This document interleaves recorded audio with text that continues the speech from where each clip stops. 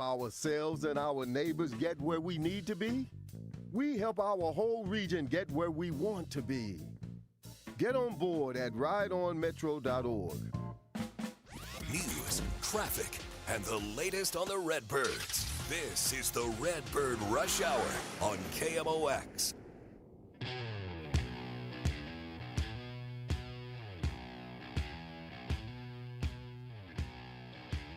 Monday on the Redbird Rush Hour here on 104.1 KMOX. Bernie, Miklasz, Matt, Pauley, Kevin Wheeler with you here, hanging out till 6 o'clock. And we got Sports Open Line after that, where, strangely, two of these guys, not me, will have another conversation.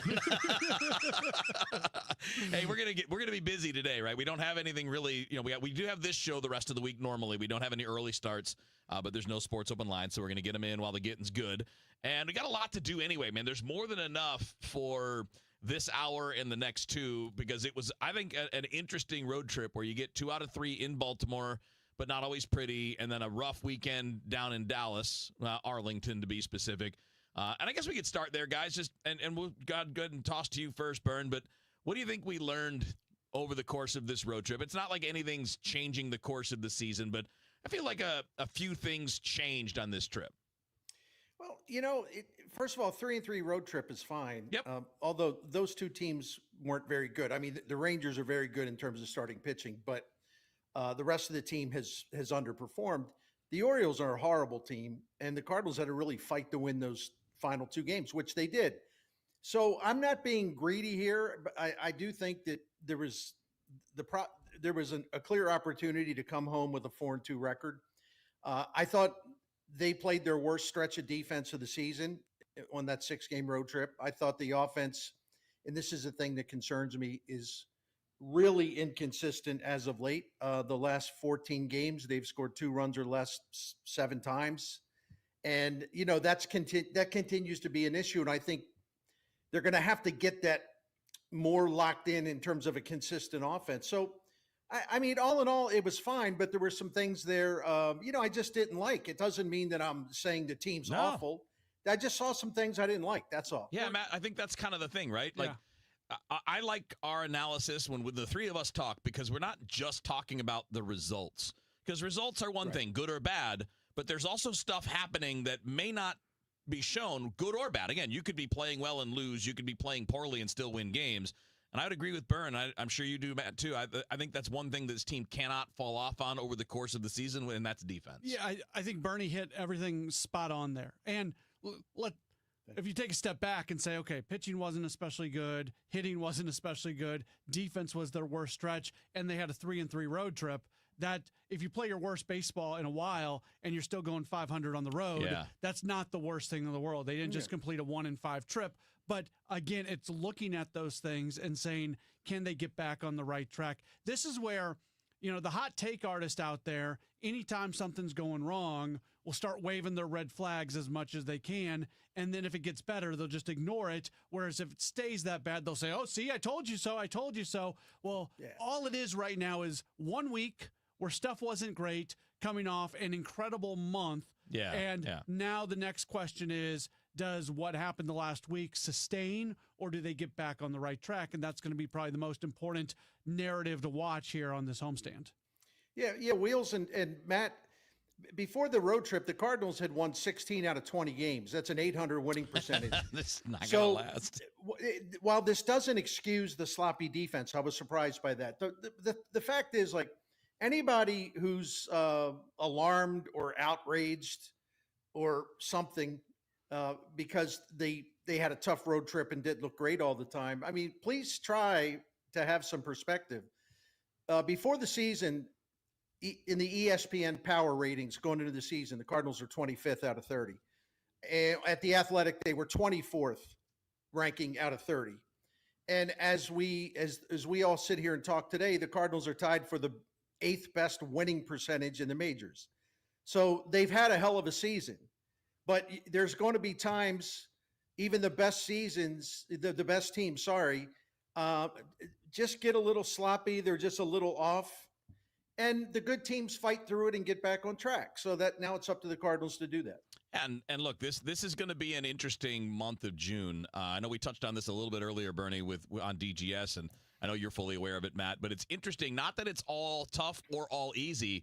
It's just a lot of, like the Royals they're an interesting team. They don't score much, although they're calling up their top prospect, Jack Caglione. Caglione. Yeah. I never say it the way that it's spelled because there's an extra N in there that never gets pronounced. It's Caglione. But he's got Ohtani Judge type power, but obviously he'll be making his major league debut. But the Royals pitch really well, so there's always that. Then the Dodgers, of course. The Dodgers, even though they're banged up, they're still fantastic. The Blue Jays have been a lot better. They're on a 5-game winning streak. They're getting better. But then you got the games that really are going to come into play, which is Milwaukee. Milwaukee's on an incredible run. No, they are. Right, that's my point. Yeah. But the division games, because you got Milwaukee, little thingy there against the White Sox, where you got to get fat. But then Reds, Cubs, and that's a big part of the month is in the division from June 12th until June 24th. I'm sorry, June 26th. You got only 3 games in that stretch that aren't in the division. So it's going to be fun. It's going to be an interesting teams. scene. The Pirates aren't on there. It's the 3 That's best right. It's teams the better in the ones. division. Yeah. Yeah. And then you see, I had a mistake when we were speaking on Dave Glover show, which was I said the Cardinals are going to play 32 games in 33 days. It's actually 34 days, but it's still it's a lot. Their most grueling stretch of the season. Yep. 23 of the 32 games will come against winning teams. Oof. 7 against Chicago, 3 Dodgers, 3 Toronto, 4 Milwaukee, 3 Cleveland, 3 Kansas City. And one of the teams that has a losing record on that list, the White Sox, the Reds, and the Pirates have losing records as of today. But Cincinnati's one of those teams, Jekyll and Hyde. You don't know who's going to show up at Busch 100%. Stadium. You know what I mean? So Yep. I think this is a really tough schedule. I think we're going to find out a lot. I mean, a lot about the Cardinals starting tomorrow over the next 34 days. You guys agree? I know we talk about it a lot. We joke with Claves because his day is Flag Day, which is coming up here soon. But there are mile markers, and I usually go by thirds, right? Actually, a third is the first one, right? So 2 months in, all right, that's kind of an initial view. I think by the beginning of July, you don't know for sure. It's not 100%, but you're like, okay, this is what we are if we stay healthy, and this is probably what we need to spend the next few weeks doing, buying or selling, or standing pat. I mean, that's another valid, strategy depending on who you are. You guys think that's about right? Like by the end of this stretch we're talking about, we're going to be able to say buy, sell, hold, and have some pretty good confidence in it. The only thing I would push back in one area, Kevin, because for the Cardinals, probably yes. But what we see sometimes happen is teams that are young or teams that have a bunch of guys who have not gone pole to pole, not know how to last 162 games. No, that's a great point. And they 4 or 5 months into the season, 4.5 months in the season, they just fall flat on their face. So that's the only area where I would push back. Generally, I think you're right. And where that could apply to the Cardinals is a Matthew Liberatore trying to make it through. Victor Scott. Yeah. So yes. Look how Wynn tailed off last year, just as an example. Yes, You're right, but that can happen because one of the amazing things that I love so much about baseball is you have to build a team to win every day, and you have to build a team to win every month. Yeah. And it's a really hard thing to do. And that's hopefully where you get some contributions from the McGreevy's and these guys that have not shown up yet. Hopefully they'll be able to contribute as we get moving. All right, we're going to talk about patience when we come back. I'll throw the question at you guys, but it's something that was jarred in my head by what we talked about on DGS today. Bernie and Dave and I talked about it a little bit. I want to expand on that concept of patience when evaluating players, managers, teams, etc. We'll do that coming up in a couple minutes. First up, Bernie, tell us about your friends at Saliga. Love to do it. Saliga Heating and Cooling's been taking care of St. Louis families since 1927, and this Daikin Comfort dealer has just got an impeccable track record, and we know all about that because we've been a Saliga family at the Miklasz home for about 16, 17 years now. And they take great care of us. They take great care of everyone who calls them. 100% integrity and professionalism and knowledge, and they're classy when they're in your home.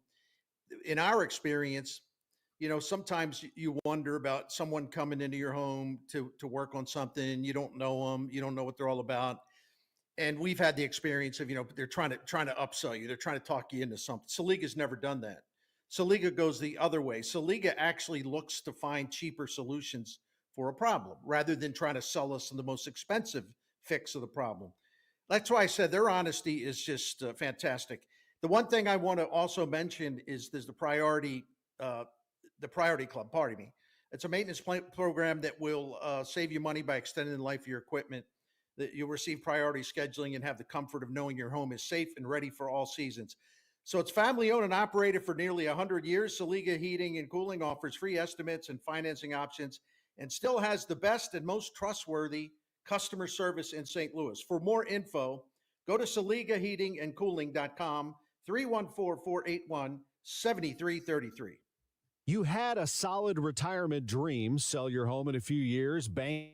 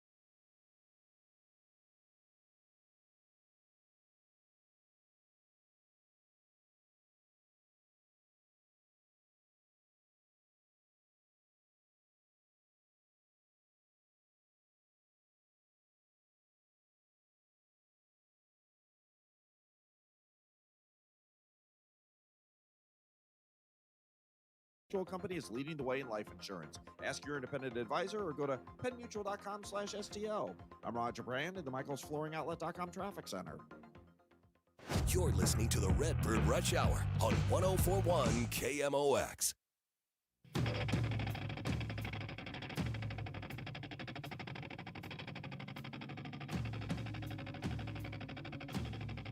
Monday on the Redbird Rush Hour. Matt Pauley, Bernie Miklasz, Kevin Wheeler with you here. You can join us, by the way. We're happy to take your comments, answer your questions, whatever you'd like. You can do that if you're watching on YouTube, Twitter, or Facebook. You can also text us 314-436-7900. I wanted to bring up kind of a broad-reaching topic with you guys, and we probably can't cover it all here, but we can at least get started on the ideas. Because it does relate, Bern, to what you wrote about Ollie Marmol, what we talked about last Friday here on this show, but also on DGS today. And it's not about Ollie per se, but it's about sports fans and the idea of patience and how weird we can be as a group. And again, we're all a little different, but we always want everything now.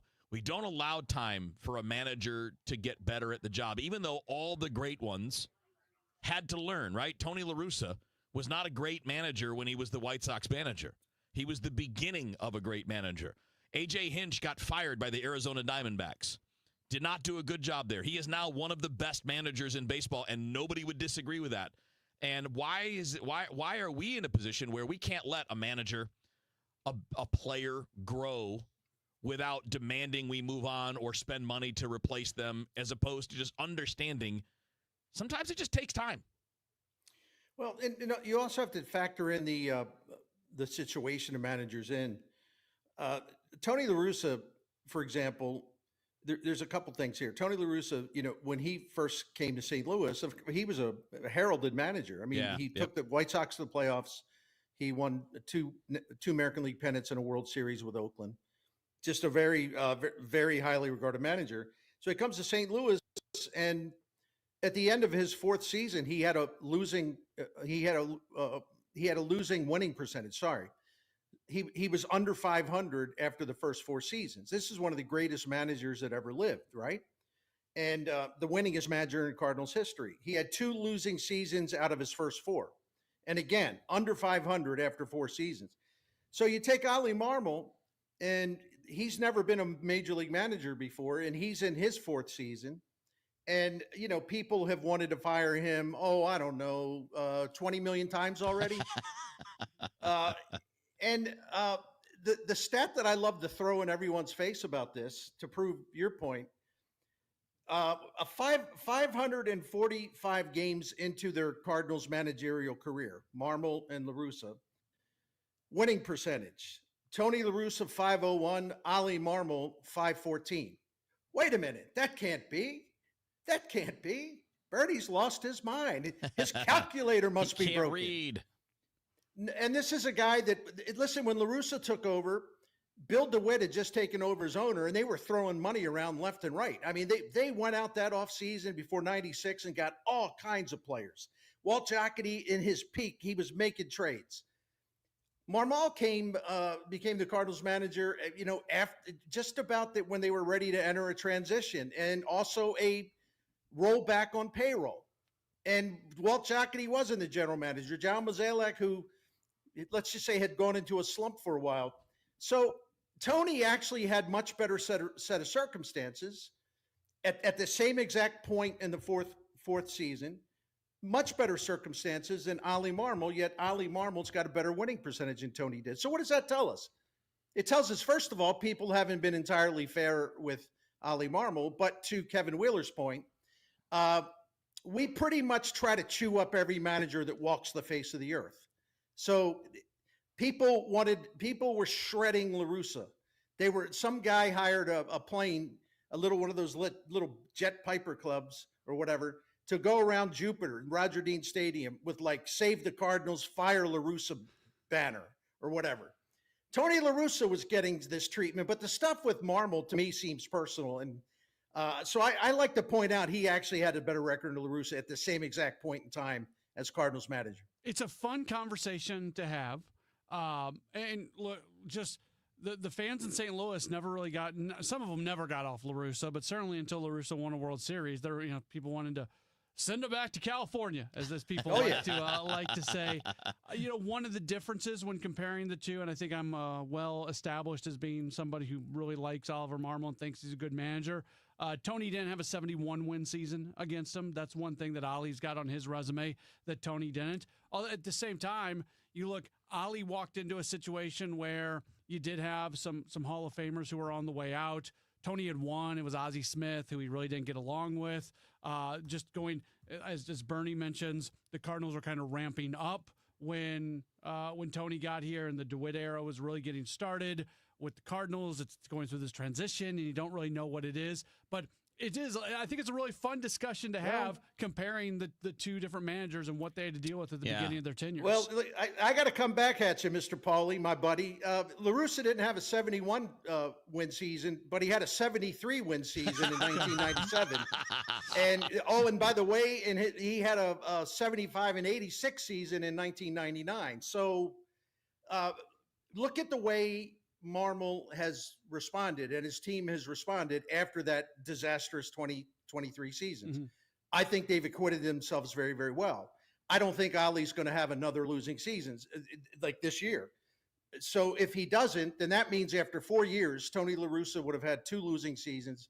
Ollie Marmol would have had 1 if it holds up that way. So yeah, I think Marmol, again, you got to take into consideration the context of when he became the manager. Mm-hmm. Oh, it was all sweet in 2022, but after that, the bottom fell out, and I don't think it was really the manager's fault.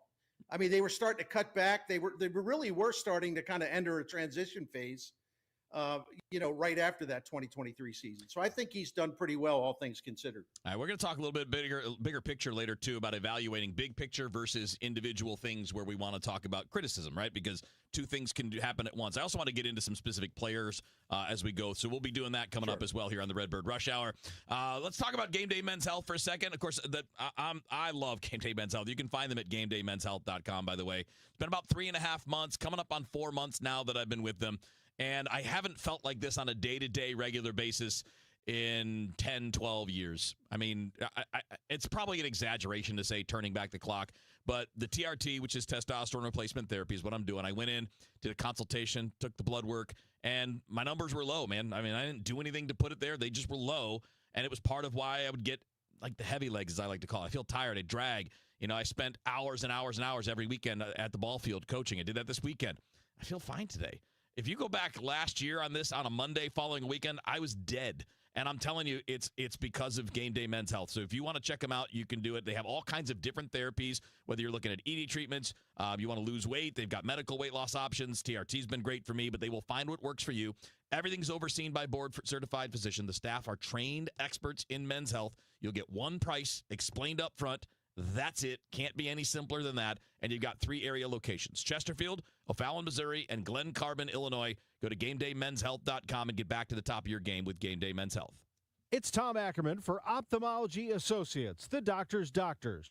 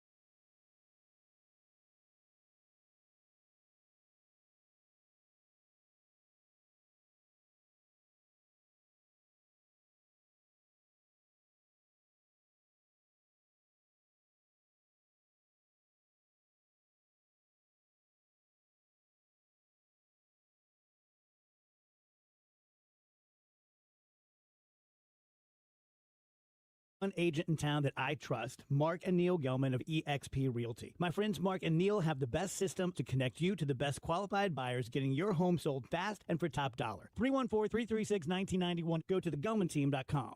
You're listening to the Redbird Rush Hour on 104.1 KMOX.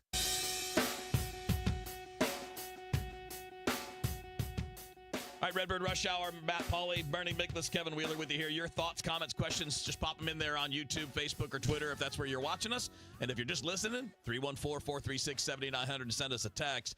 It's time for our Game Day Men's Health Peak Performer. Get back to the top of your game with Game Day Men's Health. This is not so much about what happened this weekend or what may happen this coming homestand or whatever. I just wanted to recognize Steven Matz for the important player that he's been for them because – you know, you guys know he helped out in the rotation when they wanted to go to six-man, and he pitched really well. He's a guy that wants to start, but this team needs him at the back of the bullpen, and he's just been phenomenal all season long. With minor hiccups here and there, but without him taking on that role, this bullpen's not as good as it's been for the last month. No, that retool happened, and he was part of that coming out of the rotation and staying out of the rotation, and the bullpen's been really good since. So what's going to happen, though, Wheels? I don't know. And during this busy schedule, do you keep him in the bullpen and give McGreevy some starts in the month of June? Yes. I would not be starting Steven Matz the rest of the year. Again, not against him. I just need him in a spot that he's in now because I don't have anybody else that I can say will do that job as well as he does. And we talked about this. This is not about sacrificing winning now versus runway. But there are guys you need to find out about. I think McGreevy's one of them. You're going to need McGreevy in your rotation next year. And if you don't get at least 6, 7, 8 games from him at some point, I don't think you have enough information to proceed with. Do you guys? I think that's fair. I think you have enough information, but it's not maybe a larger piece of information, which would be more helpful. Yeah, I think he's got to go in the rotation. It makes sense. And the way the roster is right now, where that final bullpen piece continues to rotate, Graceffo just went out, Munoz back in. There's no loyalty right now to nobody's. Loyalty is the bad word. Nobody has pitched to a point yet where they have locked down that final spot in the bullpen. So you can easily bring up McGreevy, get him a start when they're in all those days, send him right back down, wait the 10 days, and bring him back up, and you only lose a bullpen piece for that single day that McGreevy's there. It makes all the sense in the world to get him some starts that way. Good point. Yeah, totally agree. And obviously, there's a lot to this. I don't want to make anything more out of it than there is, but, Leahy's had a couple bumpy ones recently. And not to say that you're worried, but it's just a thing to take in mind when you're talking about what you're trying to do with maintaining the pen, and Matt's being so important. And it's against part of the reason I wanted to recognize him, and I'll close on this, is it's against his interests to do the bullpen job, but he's doing it great, and he's accepting it like a good teammate. So that's why I picked him out. All right, we're going to do a quick hit of traffic and come back and pick up the baseball conversation here in a second. Traffic from the MichaelsFlooringOutlet.com Traffic Center. Well, we still have some issues out there, Kevin. This traffic report's a service of the Missouri Division of Tourism. We got this crash downtown, eastbound 44, just before the Musial Veterans Bridge. Traffic on eastbound 44 is jammed back to the Poplar. Westbound 70 still a little busy, 94 to Zumbel, and from A to Z in the Wentzville area is kind of busy. Westbound 64, you've got a backup Kings Highway out to Hampton, but it's slow to Big Bend. It's slow west to Lindbergh to 270. From about Topgolf through Boone's Crossing. Jams briefly at 364. They just cleared a crash at Lake St. Louis Boulevard. And northbound 61 is still stacked up from 70 all the way up past Wentzville Parkway. If you're on South 270, we got trouble here. A crash just before Manchester Road. Only the left lanes are open. The right lanes are blocked. Traffic is slow south of Olive and jammed at 64 to that one. Southbound 55, Gasconade Bates still busy. It's a little slow on Highway A. And eastbound 64 is still a little busy over around 3rd Street. I'm Roger Brand in the MichaelsFlooringOutlet.com Traffic Center. Brought to you by Visit Missouri. When you golf in Missouri, the courses are so close, you'll spend more time on the fairway than the freeway. After the back nine, enjoy our world-class dining and distilleries, shops and spas, museums, and more. Find your new golf MO at visitmo.com. All right, back in the Redbird Rush Hour. Bernie Miklasz, Matt Pauley, Kevin Wheeler with you here. We'll start throwing in some comments, questions, opinions if you want to throw them at us. If you're listening on the radio side, great. We love you. Text us 314-436-7900. If you're on the stream, you can just send the comments right through where you're watching on Facebook, YouTube, and Twitter. We've got one from Matt here, who says, would you guys like to see the Cardinals what would you like to see them do to refresh an offense that's been a little unproductive lately? I don't know about a lot to do, you guys. I mean, there's maybe a few things here and there. I do think, and we've talked about this, that hopefully the one upside for the short time that it sounds like Jordan Walker is going to be out is there will be a way to get Nolan Gorman involved. But obviously the priority at this point, though, is who's hitting best and who's playing the best, because that's what they're winning games. Yeah, I don't react too much to 1 week of the offense kind of taking a step back. If it extends beyond that, then you start looking at things. To your point about Gorman, you can get him in at DH if Herrera's catching. You can put him over at second if you've got Donovan in the outfield. But I'm just not, I don't know. I'm just not overly concerned about the offense, even with the week that they just had. I wouldn't say concerned about it, guys, because it's been so solid overall. Like, just I know there have been streaks, but offense is streaky. It's the nature of the sport. I would say this, and this is not a criticism. I'm not saying that they've done this wrong. I'm talking about evolution as the season goes along, which kind of gets into the ability to say, like, I think Ollie Marmol's doing a really good job. But that doesn't mean that at various points we don't see things that we'd like to see done differently. And we're getting to that point now, to me, with Nolan Arenado, where I don't want him out, but I do think maybe occasionally getting an extra day or two of rest here and there, like maybe 1 or 2 a week, might make him better, and then get some of these at-bats for a guy like Gorman or eventually someone else. Is it crazy? Listen, we all respect this man a great deal, but his last 34 games, he's hitting 195. His on-base percentage is 243. He has slugged 331, and he's got an OPS under 600. I mean, I don't know what to say. He comes up with some big moments, and we all appreciate his defense, but he's just not a good hitter anymore. And I mean, the one thing I won't do anymore is try to do this thing where I'm trying to wish cast. Well, he could still, get back to maybe the 2023 level. No, it's not going to happen.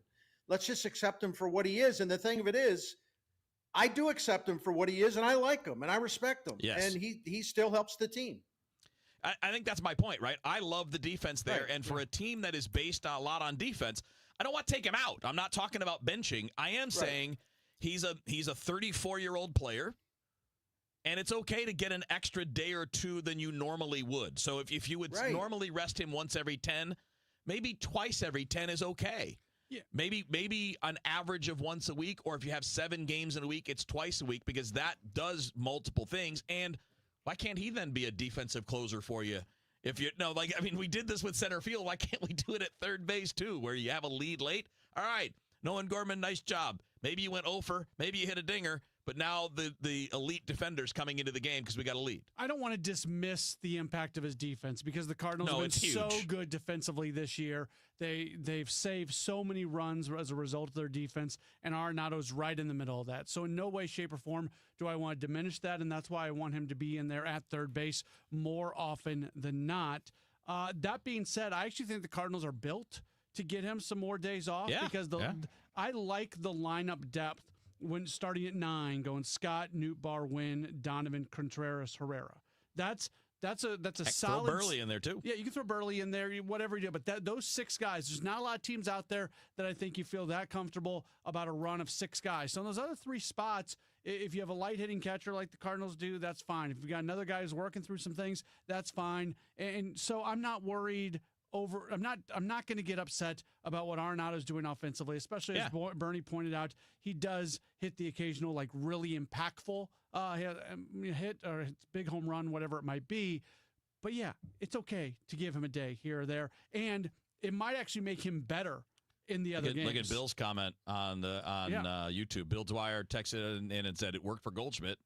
Did it? I mean, how much? Well, in New York it is, because he's not playing every day. They're sparsing his time out. Matt, who had the story on that? I think it was Mike Exisa, CBS Sports. Yeah, who wrote, I mean, it's just a breakdown how they're giving him extra rest. They're picking spots, and his numbers are pretty damn good. They are. Well, and it was funny in the column. That's a good point. In the column, it actually says he's getting days off in New York, something that never happened in St. Louis. And then it gave all of his stats on days after days off, even going back to when he was with the Cardinals. He has always performed really well on the day after a day off, whether it was a day they didn't play or a day just after the team didn't have a game. So those were numbers that existed when he was a Cardinal. He still played basically every day. Now in New York, he's not playing every day, and you're getting the increased day after off day production from Goldschmidt more often because of his days off. Makes sense. And again, not a demand, right? Not a demand. Well, I mean, you don't have to soft pedal it. He shouldn't be playing as much. Yeah. It's okay. These are professional athletes. We're not saying they're bad people. There's just no reason to play him as often as he's been playing.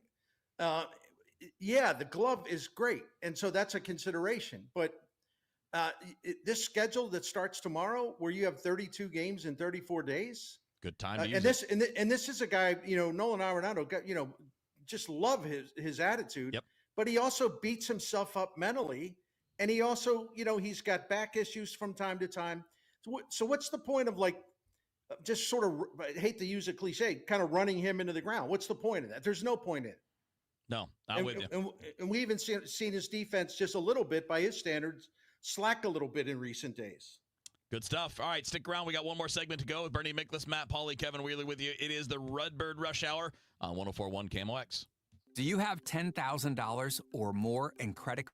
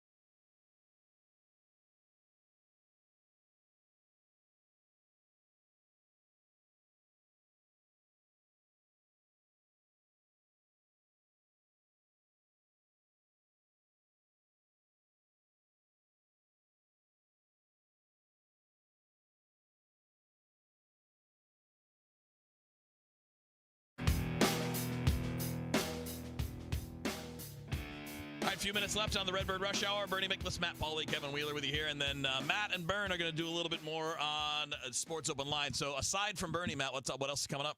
Yeah, we're okay. You're putting me on the spot here. I'm sorry. Scott Braun, MLB Network, is going to join us today. We're gonna have an MLB. We're gonna have a Battlehawks player that's going to join us, and Mark Emmerto from the Cardinal Magazine is going to join us. And then what time is Bernie? 6:20. There we go. Bernie's at 6:20. There we go. Yeah. Looking Good to forward go. to it, as always. So a half hour from now, so Bernie can go, get a quick snack. Well, I'll try and to. then- I'll try to be less cranky. Let's. You made a really interesting point, Bern. I can't remember it was just in the article or with us on DGS about the ability to do two things at once, which is to recognize. In this case, we're talking Ollie, but this can be about a player. It can be about a front office. It can be about a manager. It doesn't matter. You can recognize the overall job that's being done is pretty good, but you can also at the same time see the areas for improvement, like we were just talking about with Nolan Arenado. That is not a condemnation of the manager per se. It's just, all right, hey, there's always something on the list that needs to be improved or maybe get some extra attention. And I don't think we have to be absolute, right? We can be critical and offer praise all at the same time. To quote the great Brian Wilson, a song on Pet Sounds, one of the best albums ever, I just wasn't made for these times. because I am one of those people that very much can say, why is Ollie Marmol batting Mason Wynn leadoff? Why didn't Ollie try to clean up the base running in 2023? But the way it is now, see, you can't separate the two, the overall body of work, from some bad decisions that are made every now and then, because, all managers make bad decisions. Oh, my God, yeah. Even the very best. So the problem with today is that when you say, well, he shouldn't be batting this guy leadoff, you can't leave it at that. People have got to feel they got to perform on social media to score tough guy points. And they can't just say, well, I don't like that he does this. Then they've got to throw in, like, he's just an awful manager. He shouldn't have his job. No, actually, that's not what it means, because they all make mistakes. What it means is you see if your team is going to grow, if it's making progress, if he's learning on the job, if he's sort of learning from his mistakes, which I think he's actually done really well. So it's tough, but everybody's trying to be the toughest guy, in the world when they're on X or whatever. And that's not good for managers anywhere, because we just say, hey, this guy should be doing better with this. It doesn't mean he's an awful manager. It just means that we disagree with him on this one or two things that might be happening. I also think he's pretty open about when after a game, if he says something along the lines of, I'm not going to get much sleep tonight, or I'm going to be thinking through, we could talk about that for all night long. Like that's him saying, I'm thinking through that move, and I don't know if that was the right move. Maybe if I had to do again, I would have done it differently. So for him to be as open as he is with that, it's refreshing and it's fun, and it helps our conversations as well. Yeah. Because we can sit here and say, Ollie said after the post game that he was thinking through this. And I've had conversations with him before where maybe I've said something on the post-game show, and he has said, what you said was a legitimate consideration, but here are some of the other factors that went in to the decision that I made. I love those conversations when I get to have them with him, because it helps me. I can't tell you how often I see him make a decision and I go, and then the next day something happens, and that the previous day's decision actually is justified a little bit by something that happens in that next day's game. Yeah, and I think this is also, again, we use the manager as the springboard for this, but I think this is the same as talking about Jordan Walker. We don't have to be all in or all out. It can be, I see the upside. I see what he can be capable of, but I also see what he is and what he needs to be better at to reach that upside. And that's it. And to me, guys, that's a coaching mentality. I know we're not coaching anybody, right? We're not coaching Mo or Ollie or Jordan Walker, but it's the idea that you can see both things. Mm-hmm. You can see the capability and what's going to be or what can be, but also what needs to be fixed now. And with a player, I think it's obvious, right? Because you see the performance. We can see Jordan Walker swings at too many pitches off the plate. He gets himself out. But we can see, boy, that bat speed's Aaron Judge bat speed. Man, he can run. Man, he can throw, too. So you can see the ceiling, and you can see what it takes to get there, and those aren't mutually exclusive ideas. He was the 13 games before he got hurt, while he was still striking out too much. The dude hit 333. He slugged 528. I think he hit like 10 balls. Like 10 of his hits were like 100 miles an hour plus, right? Yeah. Which really does matter, despite what the old timers say. Oh, it totally matters. That. Yeah. So he was making progress. Does he still have to work on, not chasing? Yeah. That's still one thing he's got to work on. I'm not trying to cover it up. Nope. We all know that that's a problem. So I don't need to say that 5,000 times. But why not look at the progress he's made? Where I think, 11 RBIs in his last 13 games, second on the team, hitting the ball, just destroying pitches. I'll take that. That's a sign of progress, right? And with Gorman, it's the exact opposite. His plate discipline is dramatically improved, but it's not led to any kind of production that we've seen recently from Walker. Sorry. Yeah, and I kind of feel the same way about the Gorman conversation, too. It's become like a lot of, get him out of here, he's a bum. Like, no. Yeah. I mean, we've seen what he's capable of, 27 home runs. And sometimes you have to sort through the difficulty. And some guys bloom later than others, which is just, some guys weren't even big leaguers at 24, 25, let alone all-stars. So Unfortunately, that gets back to that patience subject, which a lot of folks don't have a whole lot of in 2025. Boys, I'm looking forward to hearing you guys in about 20, 25 minutes. Perfect. Thanks. You got Sports Open Line coming up after the news. Matt, Pauley, Bernie will join him at 6:20, 6:25. And obviously, we'll have the Redbird Rush Hour again tomorrow here on 104.1 KMOX. Some people just know they could save hundreds.